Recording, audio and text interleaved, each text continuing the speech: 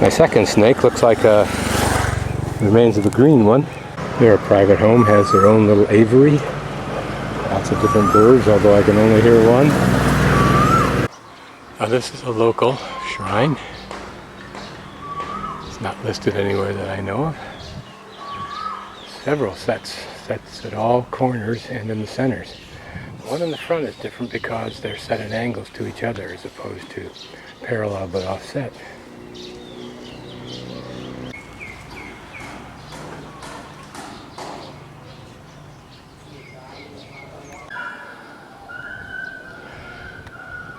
Smiling Buddha. Notice the walls are devoid of any coloring now. And oftentimes these local temples are used as meeting halls, gathering places, which may account for the sofas for we elderly and infirm.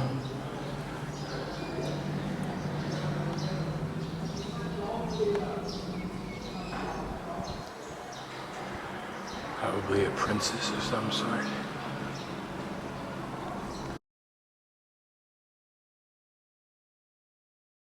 Still quite a little bit of detail on this stupa or chadai.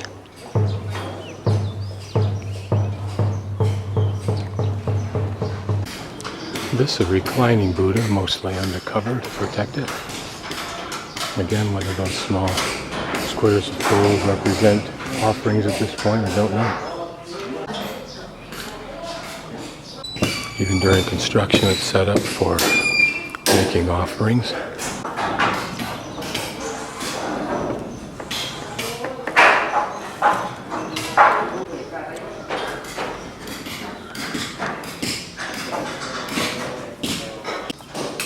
This will look very nice when they're done. Perhaps one of their goals is to restore it so it will become a tourist attraction, but they're taking it right down.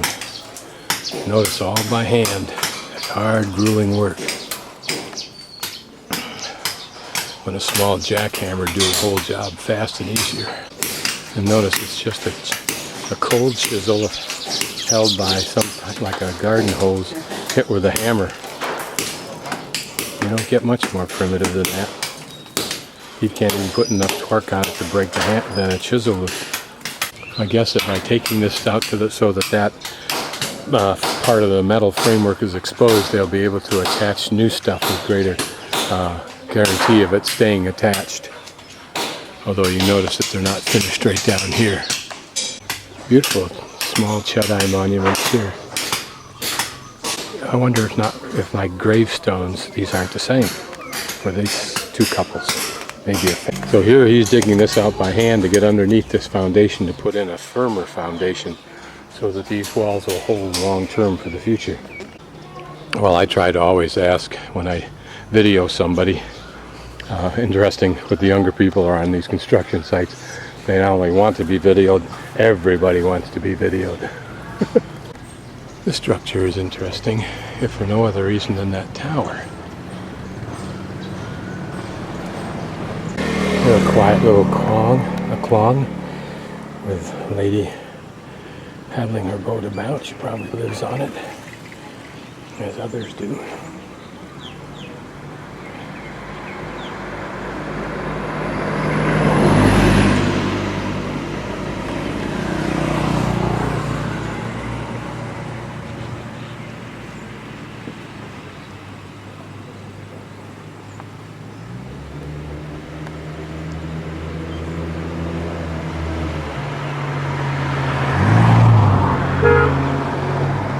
Looks like she's placed a net that she's retrieving. See if she can catch any little critter fish out of that. These folks had the good fortune of living underneath this huge tree, which gives them shade, which is gotta be a great blessing, particularly as it gets really hot. Today the temperature reminds me of a very hot day in Jackson, up to 90 somewhere. Maybe the Midwest without quite that humidity, even though it looks like there's a lot of humidity in the air. This one off the street is pretty just because of its white and its floral arrangement, and obviously the flowers all along the klong or the river.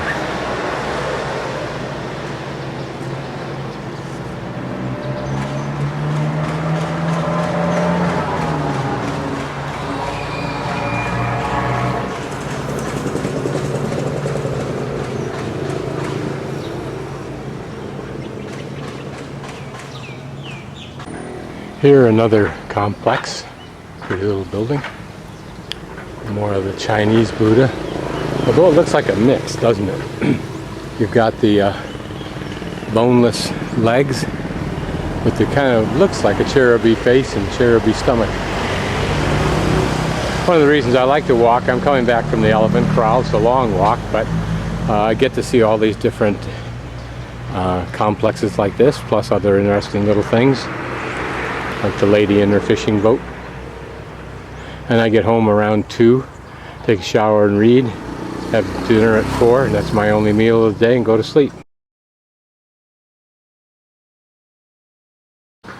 My greatest appreciation of these will be well after I'm home, and a year or 2 from now, and I have begun to think of this again. I will look at the videos and start to look more closely at them.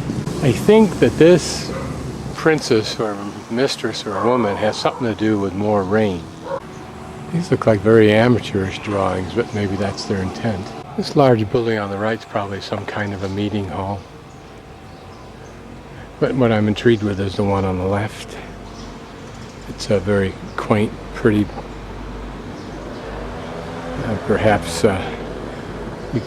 it's on the 2nd floor. You go up to ring the bell. That's the whole point of that. But there's something light about this. It reminds me of a Chinese or a Japanese emperor's coat gown that has the high shoulders. And again, notice this building that's composed of an entryway, what looks like a semi-chedai, has the tower, and then a little building with probably a little temple at the back of that. Very pretty building. Now here beside this temple is a whole field full of these little chedai. So then we'll go over and look at the building itself.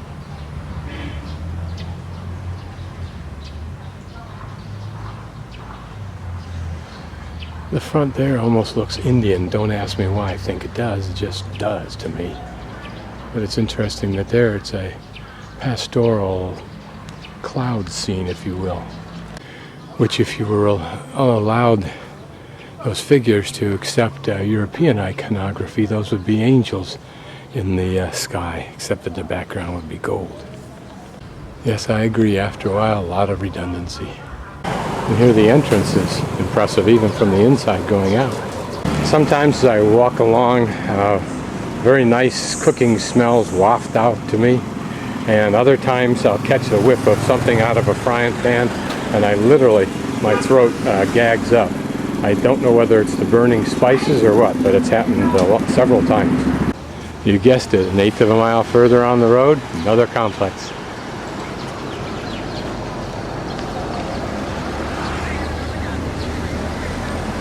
Notice how these are scalloped, the roof. And it looks like an octagon shape for a shrine. And one of the reasons I'm keep being inspired here or anywhere else to keep on walking, keep looking at the redundancy, because once in a while I find something like this, which does not look redundant to me.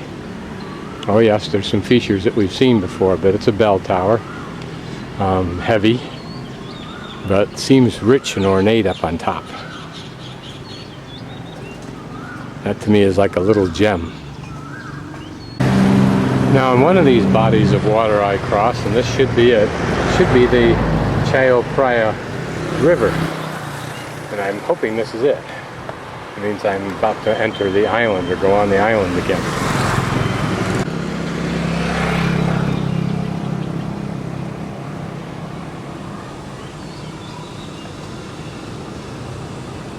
So if I'm correct, I've just taken the long walk down here along there, and I've just crossed over onto the island right here. So I'm going to walk down and hang a left, take this road up, and see this one, and then angle myself back home to here. Okay, just after taking the corner I saw this. Notice again some very strangely different style. It's a small little monument, but significantly different, whatever that means. And here, substantial walls, as we saw yesterday. As I enter this complex, here another building with the tower, Very beautiful building. Larger than several that we've seen of this style. You wonder what the significance of the tower is. Let's look closely at that tower.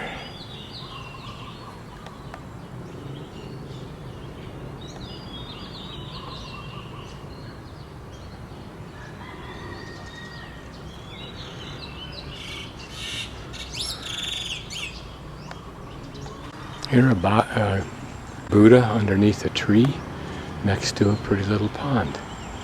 Forget the fact that it's stagnant. Notice next to this large Chedai on the entryway that I saw are all these others in various states of disrepair, including this very European looking kind of a little monument.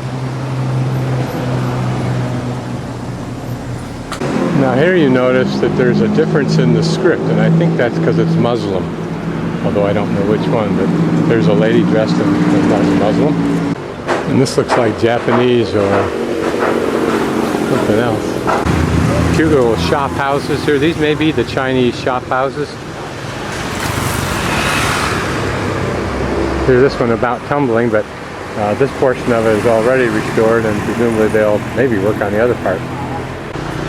And another Chedai, but this one is interesting in the sense that if you look at it, it almost looks like the center is gone and the top just fell into the center. If you see what I mean. Or, as an alternative, maybe they were building a bigger Chedai around this one and they just never got around to finishing it. You would think it'd be subtle, but it was immediate to me that somehow this calligraphy was different. There, an interesting old house. You wonder what it would look like if it were restored. Is it teak? Look at the metal grill work up on top.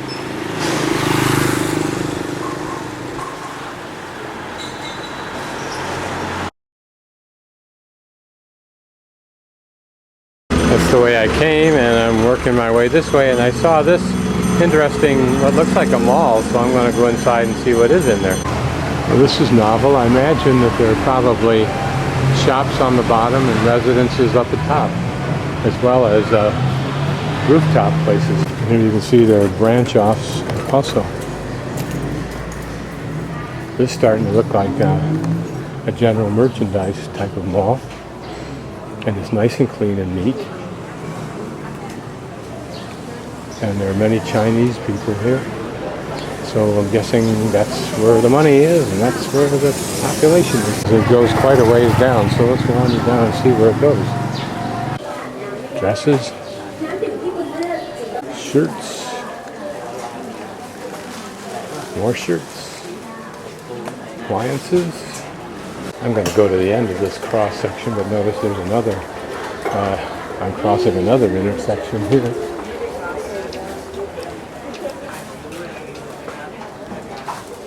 Here's just like a little pharmacy for toiletries and so forth. Don't know if they have drugs or not, but we get to a big vegetable garden, unless this is back where I'm supposed to be. And it may be, although I don't think I should be here now. This is much neater and cleaner than the other place. So I'm down at this section again, the Kluang again. I actually think it's part of the river. These were pretty when they were once new. And I'm thinking this may be an Oriental or Chinese section all over here. Remember, there were 40 different ethnic groups. Now I'm going back in again. Now the lot that I'm looking for should be to my left along the Kluang, so I'm going to keep on moving away to the night market, which I haven't been to, but I don't go out at night. Definitely we're looking at Chinese.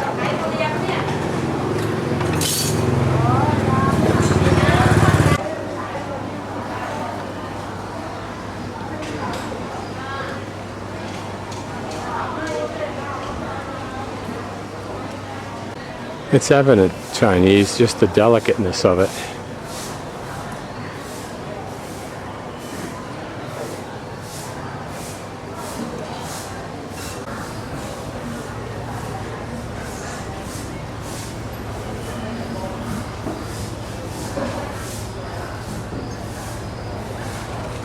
Looks like a man entertaining a butterfly of some sort. All of your crockery needs. Some pretty little designs. Probably made in China. I wanted to dip down this alley to look at these, or this wooden building down here. This looks interesting and old. Looks something like the one I saw earlier that I thought would be interesting if it were restored. Notice above that long wall is the grating there to allow air to pass through. You would think perhaps today they have screened on the inside. Another little wooden house. Here almost a European house, and maybe it is. I don't know for sure where I am, except that I'm in the northeast part of the island. Since I want to go towards the center, I'm just going to walk that. No, thank you. Walk down through here. So the guidebook suggests that this museum is inside the grounds of the Chankasem Palace, which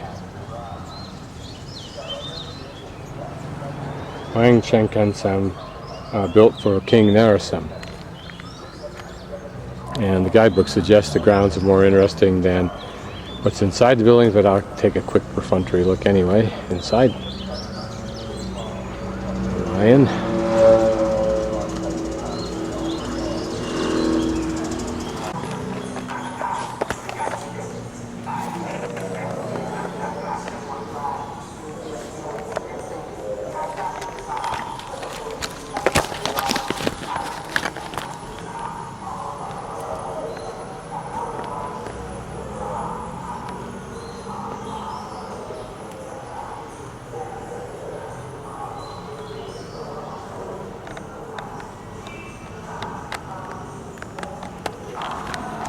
Not sure when it was built, but actually it has to me a very ordinary European kind of a look. Actually nondescript, I can't even define that. The interior courtyard's more interesting than the outer courtyard, which may be the reality. These may be early original buildings just made a part of this complex. This building to me just is a very large utilitarian building. Probably my guess would be late 19th century, early 20th century, almost anywhere.